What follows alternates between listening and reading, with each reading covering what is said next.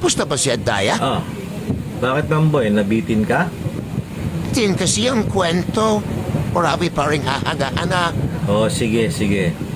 Yun. Pero bago ang lahat, pakiusapan mo muna ang mga viewers natin na mag-follow naman, mag-like naman, mag-share naman, para naman tayo ay lalong ganahan. Please follow, like, and share Yan. naman.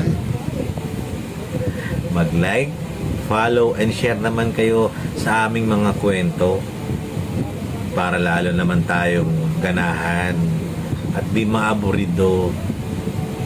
Okay. Okay, Mamboy. Go! Sige, eto na. Pag-usapan natin si Andaya at si Marcoleta.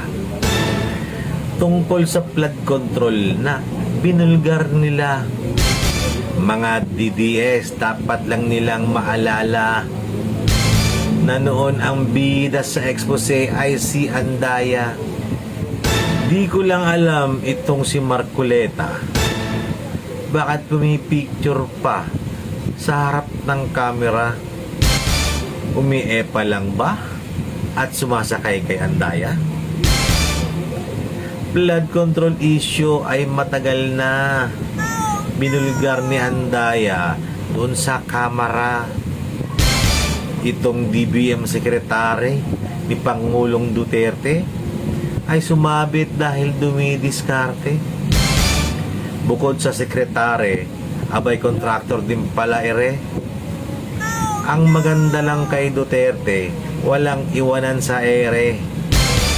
Pagbata niya na booking ang diskarte, to the rescue syempre si Pangulong Duterte. Kaya itong mga kurap laging kampante, basta nasa likod nila si Pangulong Duterte. Itong si Marcoleta, alam pala niya ang flood control scandal na noon pa. Pero bakit noon tahimik siya? Puro lang pa-picture, di nagsasalita. Natapos na lang ang term ng puon niya. Siya ay nabulag at tila napipipa. Hanggang itong si Andaya ay pumanaw na. Ang flood control scandal na nahimik na. Kahit si Duterte pinagyabang pa. Racket daw sa DPWH ay alam niya. Ghost project daw dumarami na. Kaya siya daw ay gagalaw at magpapa-imbestiga. Ngunit anong nangyari sa blind item na ere?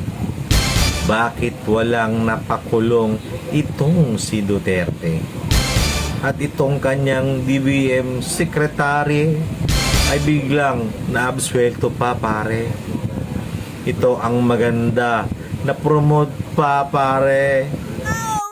Alam nyo ba kung saan pinadiskarte? Doon na mismo sa taguan ng pera mga pare. Bangko Sentral abay naging gobernur pa ere. Hindi na nga nakasuhan, aba gumanda pa ang pestuhan. Ano naman kaya kanilang pagpaplanuhan ng mga grupo nitong mga kawatan? Time